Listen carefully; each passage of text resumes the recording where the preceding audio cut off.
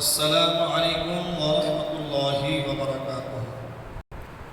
আসুন দুই একটি উর্দু নাতে রাসূল গুনগুনাতে যাচ্ছি, তাই আপনারা সকলে মহব্বতে আমার সাথ দিবেন এবং যে যেখান থেকে দেখবেন আশা করছি আপনারা সুবহানাল্লাহ বলতে ভুলবেন না ইনশাআল্লাহ। তাই আসুন সময় নষ্ট না করে আপনাদেরকে কিছু একটি ছন্দ নাতে রাসূল শোনাচ্ছি, অবশ্যই আপনারা সকলে মন দিয়ে শুনুন।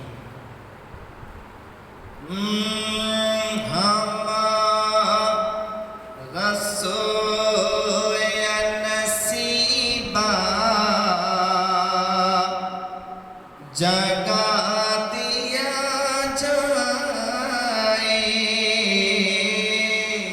हमारा सो या नसीबा, जगा दिया जाए हमारा सो या नसीबा, जगा